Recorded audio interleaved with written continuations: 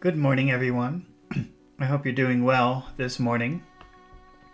Well, it's so exciting. We're getting very close to the end of David Copperfield, which is a very long book.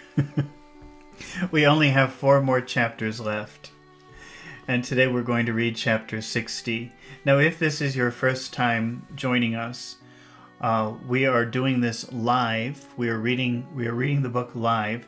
And the point of doing it is to improve your vocabulary. So if you're learning English, if you're an advanced learner of English, this is a great way to learn new words and phrases that maybe you don't know, or to clarify the usage of certain words or phrases that maybe you don't understand so well. So as I'm reading this, I encourage you to ask questions or make comments in the chat. And I will read them, because that's the whole point. That's what makes this different and interesting, is that we get to talk about the words and phrases.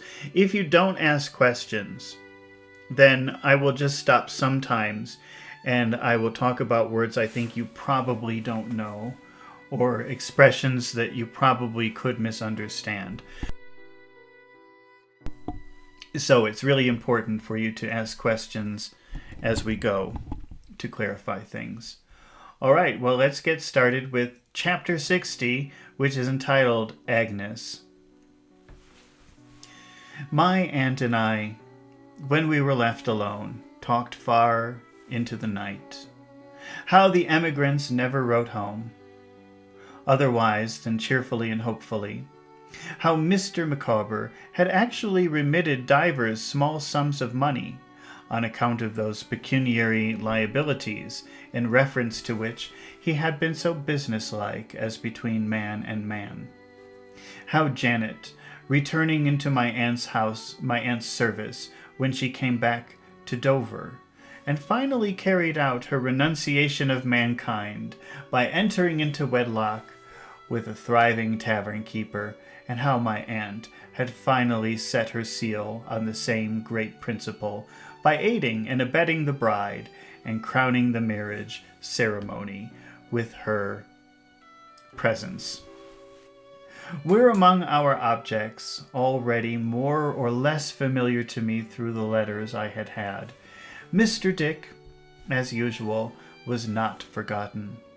My aunt informed me how he incessantly occupied himself in copying everything he could lay his hands on, and kept King Charles I at a respectful distance by that semblance of employment.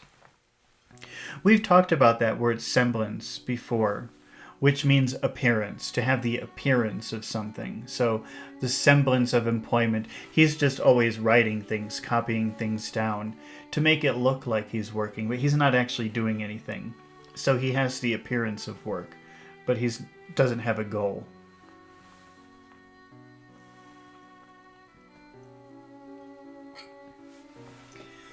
How it was one of the main joys and rewards of her life that he was free and happy, instead of pining in monotonous restraint.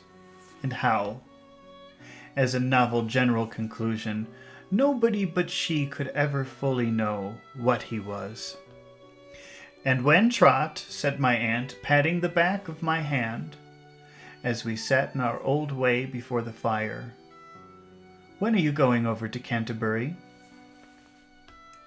I shall get a horse and ride over tomorrow morning, aunt, unless you will go with me. No, said my aunt, in her short, abrupt way. I mean to stay where I am. Then I should ride, I said. I could not have come through Canterbury today without stopping, if I had been coming to anyone but her. She was pleased, but answered, Tut, Trot. My old bones would have kept till tomorrow, and softly patted my hand again as I sat looking thoughtfully at the fire. Thoughtfully. For I could not be here once more, and so near Agnes, without the revival of those regrets with which I had so long been occupied. Softened regrets they might be, teaching me that what I had failed to learn when my younger life was all before me, but not the less regrets. Oh, Trot, I seemed to hear my aunt say once more, and I understood her better now. Blind, blind, blind. We both kept silence for some minutes. When I raised my eyes, I found that she was steadily observant of me. Perhaps she had followed the current of my mind, for it seemed to me as easy as one to track now, willful as it had been once. "You'll find her father a white-haired old man," said my aunt, "though a better man in all other respects, a reclaimed man. Neither will you find him measuring all human interest and joys and sorrows with his one poor little inch rule now.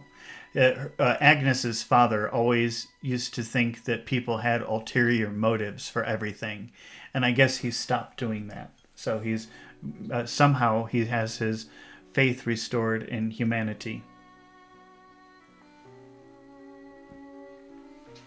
Trust me, child, such things must shrink very much before they can be measured off in that way."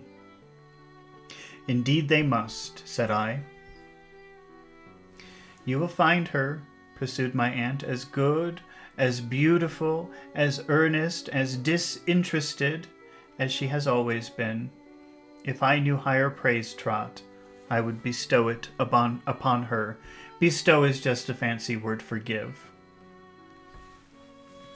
There was no higher praise for her, no higher reproach for me. Oh, how had I strayed so far away! If she trains the young girls whom she has about her to be like herself," said my aunt, earnest, even to the filling of her eyes with tears, "heaven knows her life will be well employed, useful, and happy." And she said that day, as she said that day, how could she be otherwise than useful and happy? "Has Agnes any—" I was thinking aloud rather than speaking. "Well, hey? Any what?" said my aunt sharply. "Any lover?" said I. "A score!" cried my aunt. "A score. I think that's 20. Wait. That's used to mean a lot, a score, but it's actually an exact number. Or maybe it's 15. 20. So score is a group of 20. So when she says a score, that means a lot, but score itself really means 20.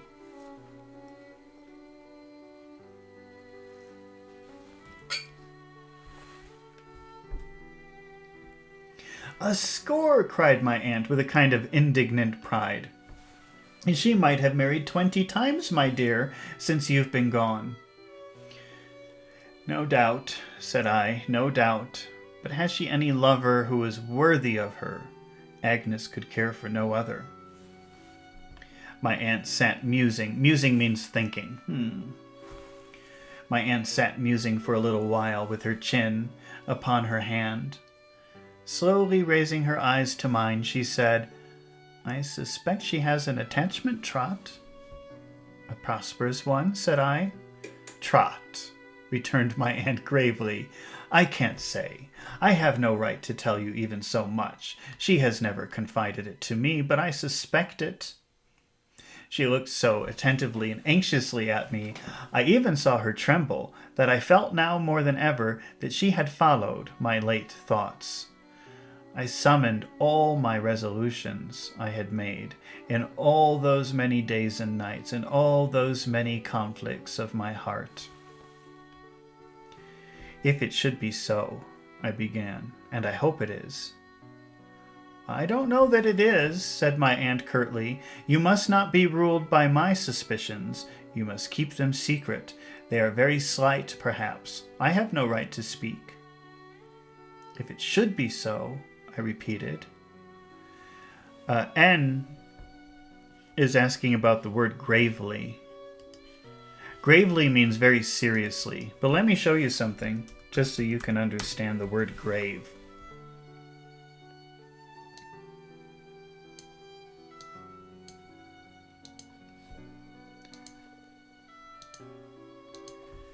Here's a grave. So now you know how serious grave is. Grave means, but I think really grave means heavy. I think that's really what it means. So when somebody says something gravely, they're being very serious, very heavy. Although, I shouldn't say that, because I don't know.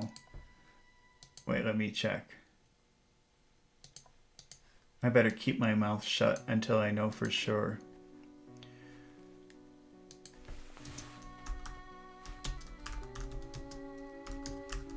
Let's check.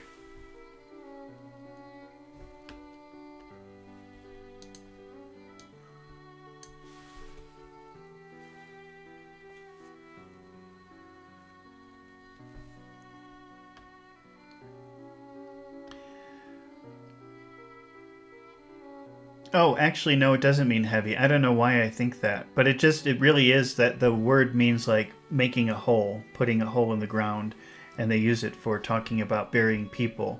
But then it became something to mean very serious.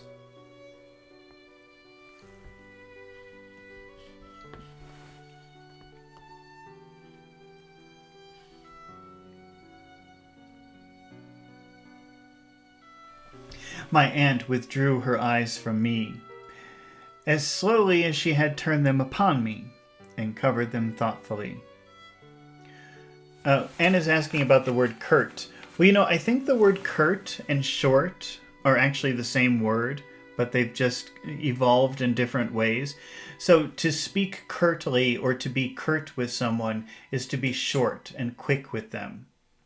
So, imagine if you walk into a store and you say to the cashier, "Hello, how are you doing today?" If the cashier is very friendly, then he or she might say, "Oh, I'm fine, how are you?" and be very, very open to talking. But somebody who's curt gets right to the point and maybe isn't very polite. So if you walk into the store and you say to the cashier, "Hello, how are you today?" "Fine, and you?" That's curt. It's very, very quick, very short, very serious. Curt and short, I think, are actually the same word, but they've evolved differently.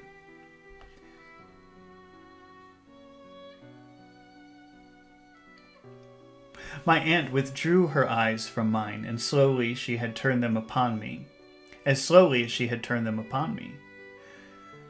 By and by she put her hand out on my shoulder, and so we both sat, looking into the past, without saying another word, until we parted for the night. I rode away early in the morning for the scene of my old school days. I cannot say that I was yet quite happy in the hope that I was gaining a victory over myself, even in the prospect of so soon looking on her face again. The well-remembered ground. Manoj says, by and by means, is asking what, sorry, but Manoj is asking, what does by and by mean? By and by means later or later on or something like that. By and by. Let's check the official definition. I'm not so happy with mine, but by and by means later on or further in the story. Let's see. By and by.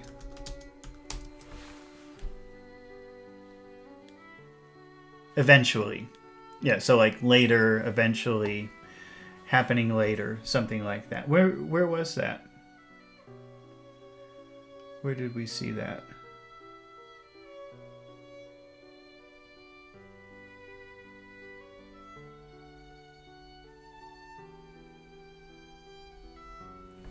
So let's read that paragraph again. My aunt withdrew her eyes from mine, and slowly as she had turned them upon me, and covered them thoughtfully with her hand. By and by, she put her hand on mine. So eventually, later, she put her hand on my shoulder. And so we both sat, looking into the past, without saying another word, until we parted for the night. I rode away early in the morning for the scene of my old school days. I cannot say that I was yet quite happy in the hope that I was gaining a victory over myself, even in the prospect of so soon looking on her face again. The well-remembered ground was soon traversed, and I came into the quiet streets, where every stone was a boy's book to me. I went on foot to the old house, and went away with a heart too full to enter. I returned, and looking away as I passed through the low window of the turret room, where first Uriah Heep and afterwards Mr. Micawber had been wont to sit, saw that it was a little parlor now, and there was no office. Otherwise, the staid old house was, as to its cleanliness and order, still just as it had been when first I saw it. I requested the new maid who admitted me to tell Miss Wickfield that a gentleman who waited on her from a friend abroad was there, and I was shown up to the grave old staircase. So he told the maid,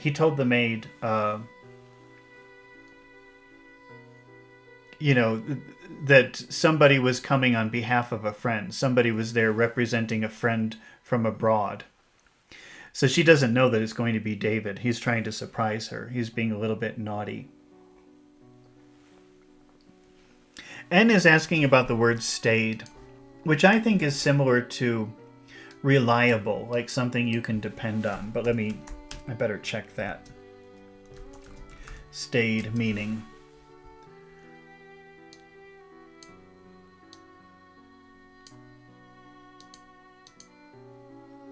Sedate, respectable, unadventurous. So plain or basic or boring. But also I think reliable. I think you could use that as kind of a word like reliable.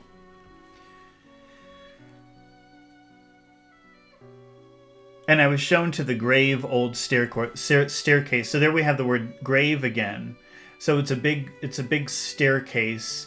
I don't know. I guess it's very square looking, very serious looking, not fancy, not winding or something like that, but very straight and square and serious.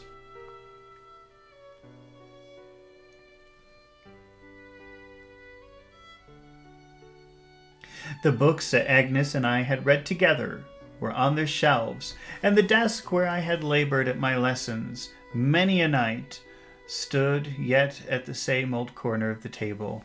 All the little changes that had crept in when the Heeps were there were changed again, and everything was as it used to be in the happy time.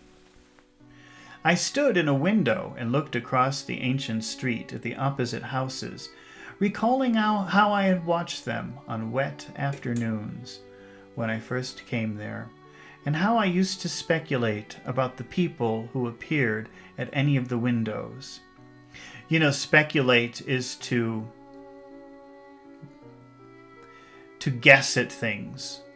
So when you speculate about something, you're guessing. So imagine you're a little boy looking out a window, and across the room you see some man open the window, and you think, I wonder what kind of work he does. I wonder how he walks to work. I wonder what he eats for breakfast. This is speculating about people, thinking about what they're doing.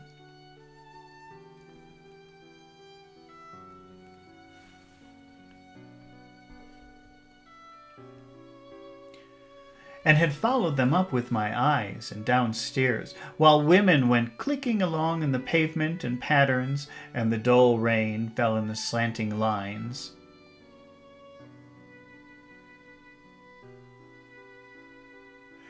Buwan is saying lots of words are being used on this book that are not used anymore or at present time. Do you think we should master all of those old school? No. I kind of ignore those words. I don't really say too much about them. And if you ask me, what does this mean? But it's a word that really isn't useful, then I'll tell you that it's not really something that you should spend a lot of attention on. We haven't encountered too many of those words. Like, for example, speculate. That's a very common, typical word. But usually when I stop to talk about a word, I will tell you if it's typically, if I stop and talk about it, it's probably because I think it's useful, and I will tell you. If I stop and I look in the dictionary, it's because I don't know it, and you don't have to worry about it. Now, if you ask about a word, then I probably will tell you if it's a word that you should try to memorize or a word that doesn't really matter. So, yeah, I always tell you if it's a useful word when you ask about it, or if it's not. And stayed, I mean, if you're asking about that word stayed, that's still used. It's not extremely common to use that word, but it wouldn't be strange if you used it.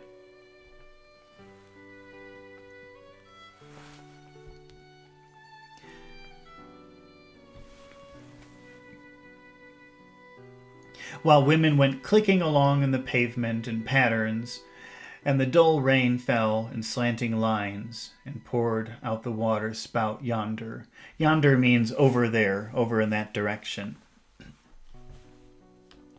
And flowed into the road.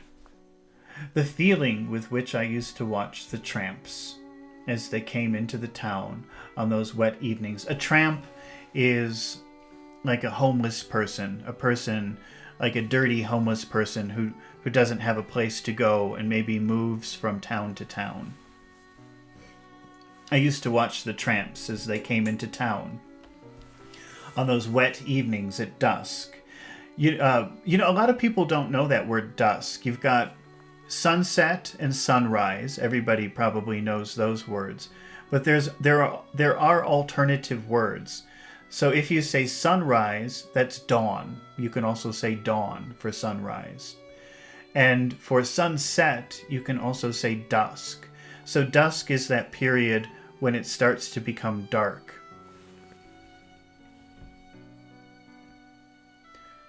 I used to watch the tramps as they came into town on those wet evenings at dusk and limped past with their bundles drooping over their shoulders at the ends of sticks. Came freshly back to me, fraught as then with the smell of damp earth and wet leaves and briar, and the sensation of very airs that blew upon me in my own toilsome journey. The opening of the little door in the paneled wall made me start. Her beautiful, serene eyes met mine as she came towards me. She stopped and laid her hand upon her bosom, and I caught her in my arms. "Agnes, my dear girl, I have come too suddenly upon you." "No, no," she rejoiced. "I'm so rejoiced to see you, Trotwood. Dear Agnes, the happiness is to me to see you once again." Folded her to my heart. I folded her to my heart, and for a little while we were both silent. Presently we sat down, side by side, and her angel face was turned upon me with welcome. With the welcome I had dreamed of, walking and sleeping for whole years. She was so true. She was so beautiful. She was so good. I owed her so much gratitude. She was so dear to me that I could find no utterance for what I felt. I tried to bless her, tried to thank her, tried to tell her, as I had often done in letters, what an influence she had upon me. But all my efforts were in vain. We saw that word. We were talking about that word vain last night. V-A-I-N. If something is in vain, that means it's useless. It's no use to do it because you get no result. So I tried to learn Chinese in vain. That means I'm trying, but it's not working. I can't learn Chinese. So when you do something in vain, you do not get the result that you're wishing for.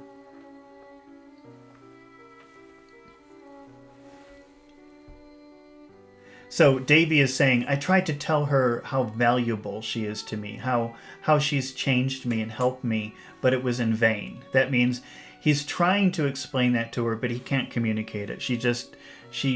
It's impossible to communicate to another person these ideas. My love and joy were dumb. With her own sweet tranquility, she calmed my agitation, led me back to the time of our parting, spoke to me of Emily, whom she had visited in secret many times, spoke to me tenderly of Dora's grave. So there we have the word grave again, but this time it means the place where you put a dead body. With the unerring instinct of her noble heart, she touched the chords of my memory so softly and harmoniously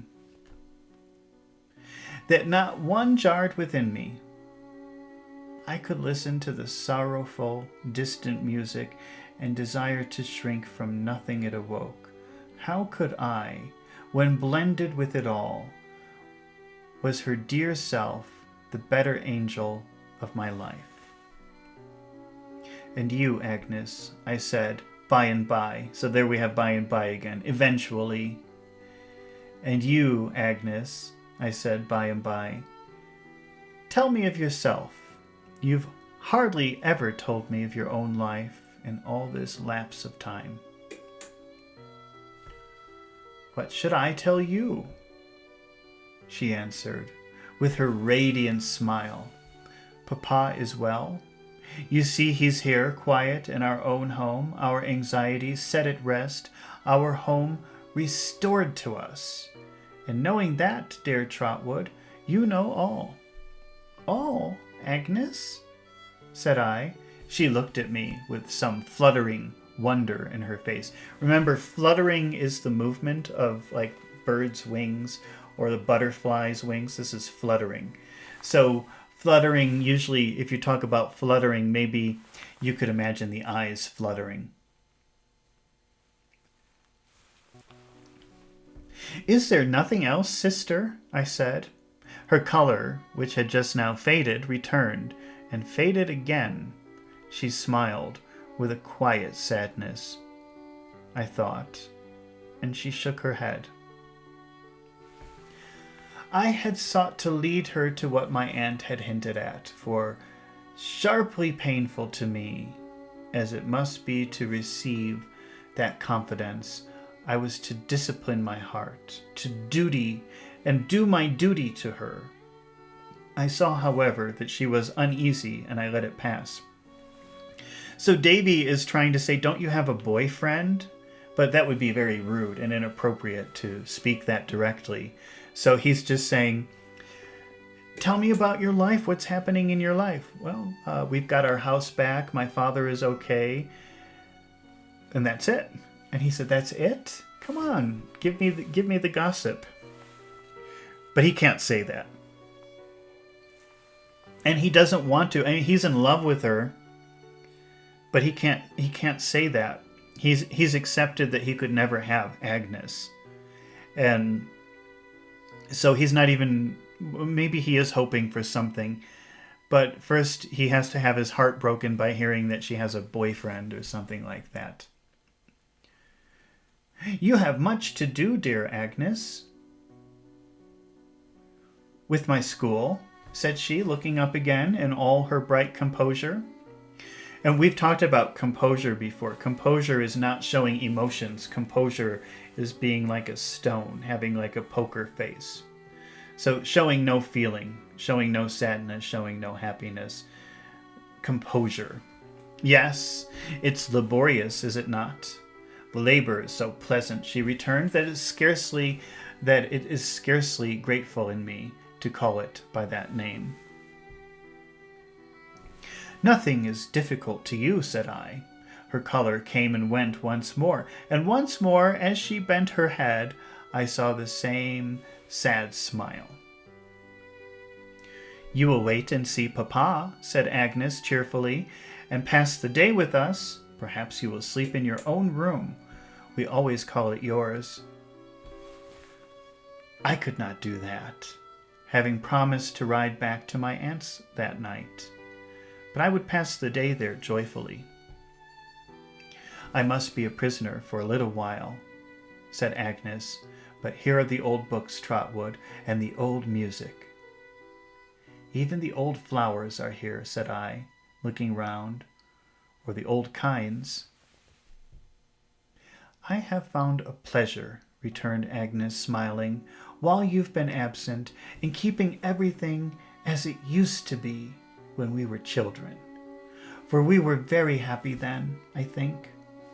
Heaven knows we were, said I. And every little thing has reminded me of my brother, said Agnes, with her cordial eyes turned cheerfully upon me. Has been a welcome companion, even this, showing me the basket trifle, full of keys, still hanging at her side. Seems to jingle a kind of old tune. Jingle is the sound of, imagine if you have some coins. Do I have anything in here I could jingle? Maybe kind of like this. That's a jingling sound. So, and the word trifle means like little things, little unimportant things. So there's a little basket maybe on a table with keys and things like that. And so if you move it, it makes that noise. It jingles. Even this, showing me the basket trifle full of keys, still hanging at her side. So she hangs that from her dress. A little basket with keys and things like that, and coins maybe. Seems to jingle of an old tune. She smiled again. Tune means song, music. She smiled again and went out at the door by which she had come. It was for me to guard this sisterly affection with religious care. It was all that I had left myself, and it was a treasure. If I once shook the foundations of the scared confidence in usage and virtue of which it was given to me, it was lost and never could be recovered.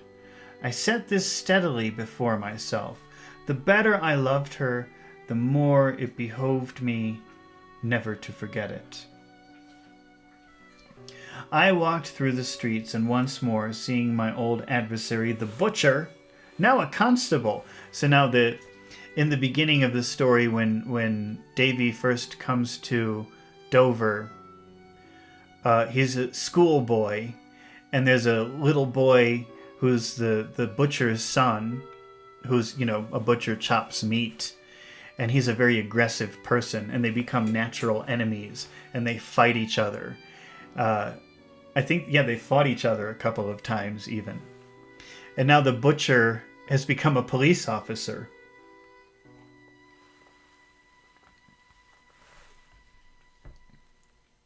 Now a constable with his staff hanging up in the shop.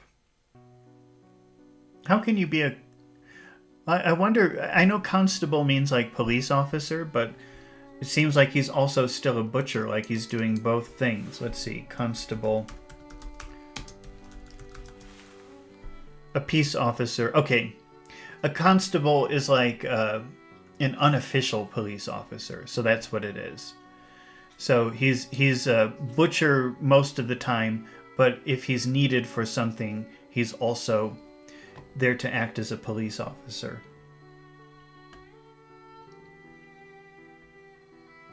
Now a constable with his staff hanging up in the shop went down to look at the place where I had fought him, and there meditated on Miss Shepherd and the eldest Miss Larkins, and all the idle loves and likings and dislikings of that time.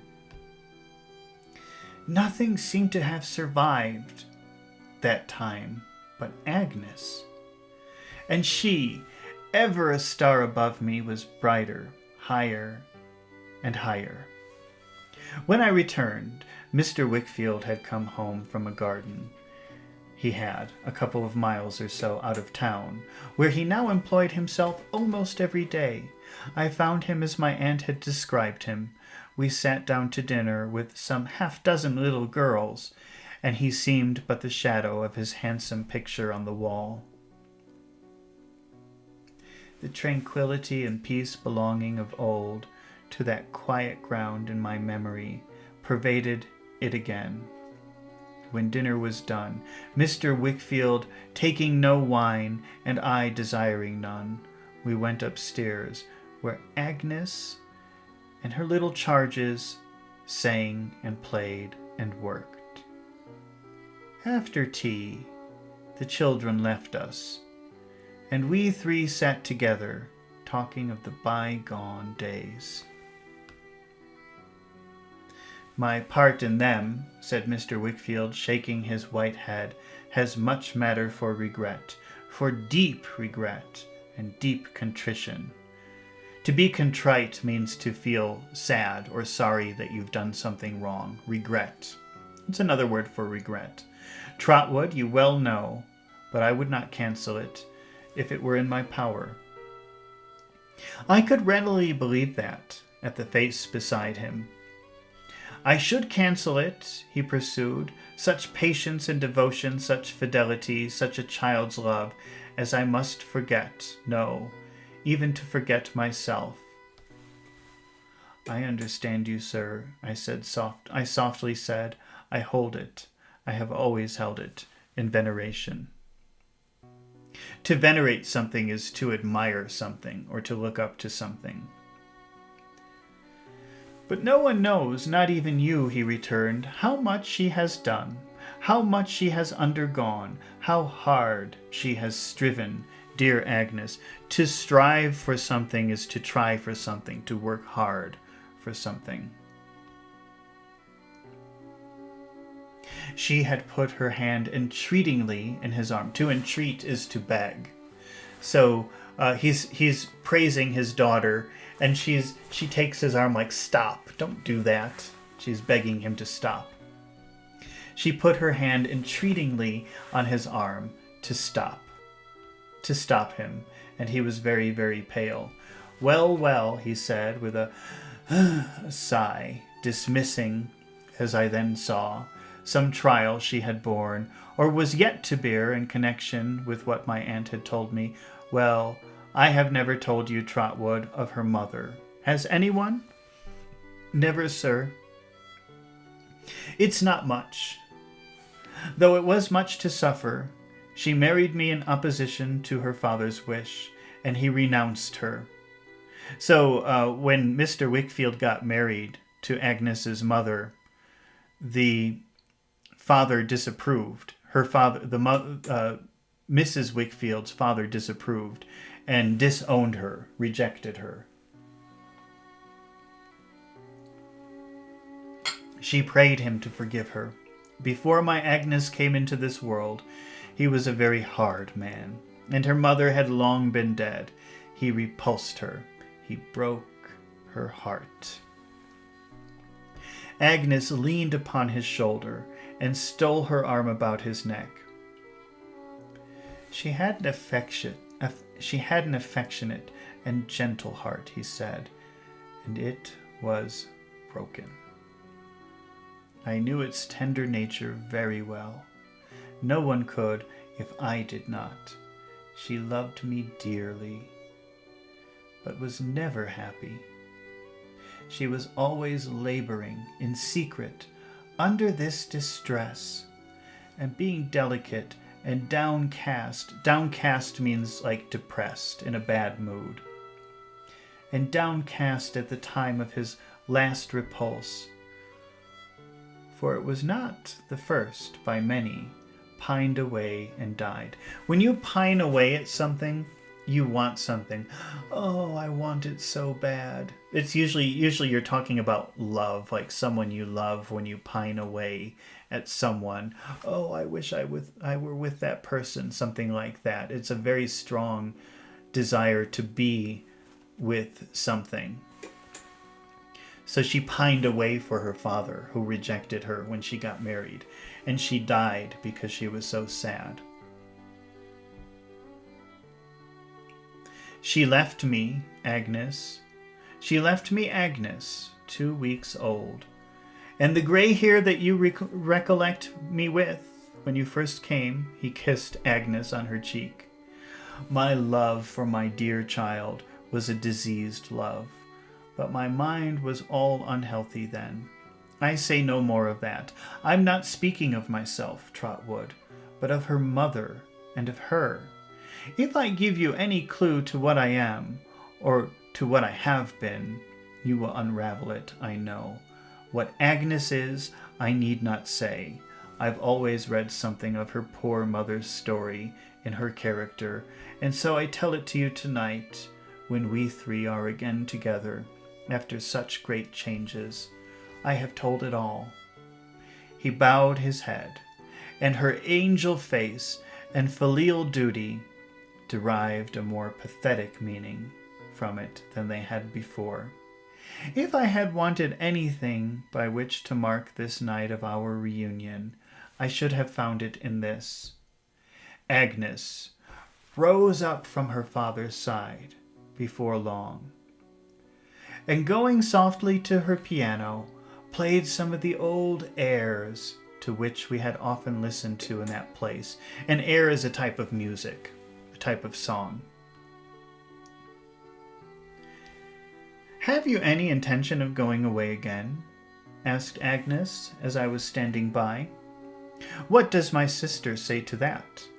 "I hope not." "Then I have no such intention, Agnes." "I think you ought not, Trotwood, since you ask me," she said mildly. "Your growing reputation and success enlarge your power of doing good, and if I could spare my brother," with her eyes upon me, "perhaps the time could not." "What I am, you have made me, Agnes. You should know best." "I made you, Trotwood?" "Yes, Agnes, my dear girl," I said, bending over her. "I tried to tell you when we met today. Something has been in my thoughts since Dora died. You remember when you came down to me in our little room, pointing upward, Agnes?" "Oh, Trotwood," she returned, her eyes filled with tears. "So loving, so confiding, and so young. Can I ever forget?" "As you were there then, my sister, I have often thought since you have ever been to me, ever pointing upward, Agnes, ever leading me to something better, ever directing me to higher things."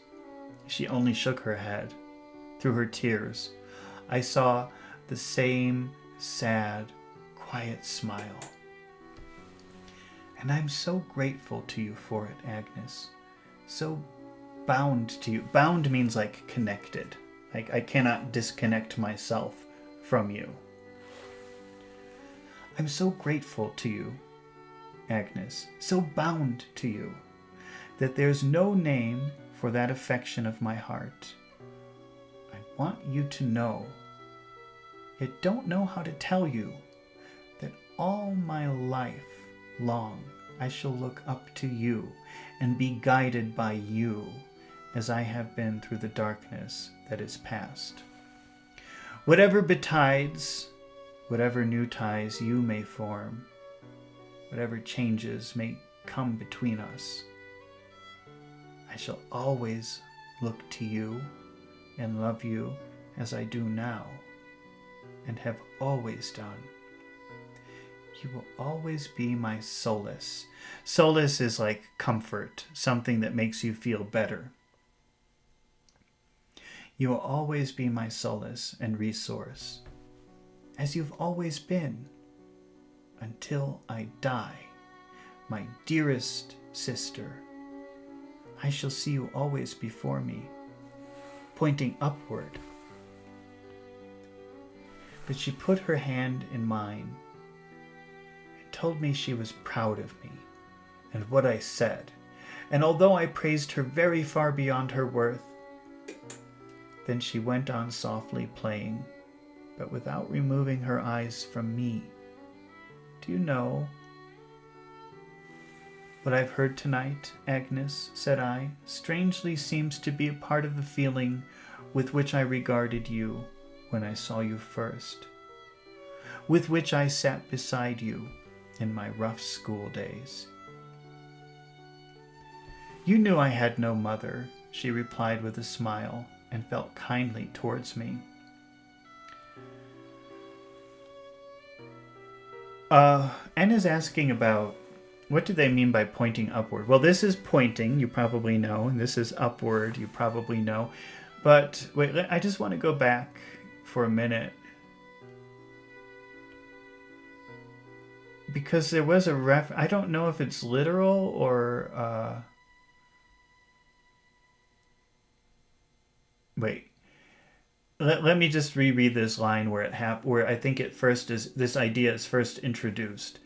I made you, Trotwood? Yes, Agnes, my dear girl, I said, bending over her. I tried to tell you when we met today something that has been in my thoughts since Dora died. You remember when you came down to me in our little room, pointing upward, Agnes? Okay, so, well, I think that there are two meanings here. N is saying maybe like leading. The point in the story where he refers to this, he's saying, do you remember the day that my wife died? Because when Dora died, she was upstairs in the room and she said, I want to talk to Agnes. So they sent Agnes up to the room and they had a conversation. We don't know what they talked about or what happened in that room. But Agnes was with Dora when she died, Davy's wife. So then she comes downstairs, and so Davy is saying, do you remember that day that my wife died and you came down the stairs pointing upward? So maybe she couldn't get the words out, your wife is dead. So she just stood there pointing upstairs to try to communicate what had happened. But also, like N is saying, maybe it's like leading. So I think it's two things. It's one, he really is remembering an incident that the day that his wife died and she came down the stairs and she had no words and she just pointed to the top floor. But also, this is kind of turned into an inspiration to him, I think. That's my opinion, but I guess N agrees with me.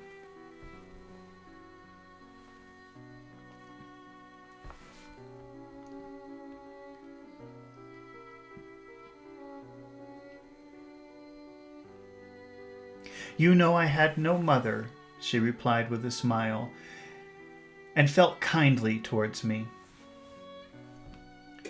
More than that, Agnes, I knew, almost as if I had known this story, that there was something inexplicably gentle and softened surrounding you, something that might have been sorrowful in someone else, as I can now understand it. As I can now understand it was, but was not so in you. So softly, she softly played on, and looking at me still. Will you laugh at my cherishing such fancies, Agnes? Cherishing something is loving something like a treasure. So when you cherish something, you treat it like it's a treasure that you love. So he cherishes these memories. He loves them like a treasure of gold and diamonds or something like that. Will you laugh at my cherishing such fancies, such remembering such things, or fancies here I think means like ideas that he formed about her.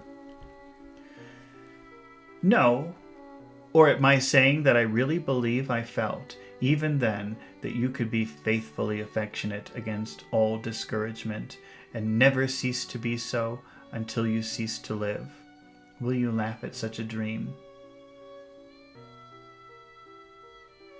Oh no, oh no.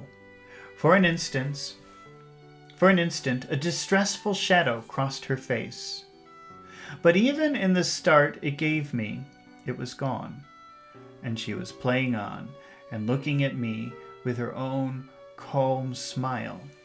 As I rode back in the lonely night, the wind going by me like a restless memory, I thought of this and feared she was not happy. I was not happy. But thus far, I had faithfully set a seal upon the past, and thinking of her, pointing upward, thought of her as pointing to the sky above me, where in the mystery to come, I might yet love her with a love unknown on earth, and tell her what the strife had been within me when I loved her here. Okay. Now that was a short chapter, but I can't, and normally I would read the next chapter, but unfortunately I have to go now. So I'm going to try to read this next chapter, chapter 61, which is, I am shown two interesting penitents. Penitents are people who feel sorry for what they did. So I have no idea what that's about. But it says, I'm shown two interesting penitents. We'll find out what that is. I'll try to read that tonight in about 11 hours or 10 hours, somewhere around there. So we'll do more of this tonight. Thank you for watching, and thank you for your comments and questions, and thank you for listening. And I hope to see you tonight when we continue with chapter 61. Just a few more chapters left and the book is finished after such a long time. Okay, thank you. Goodbye.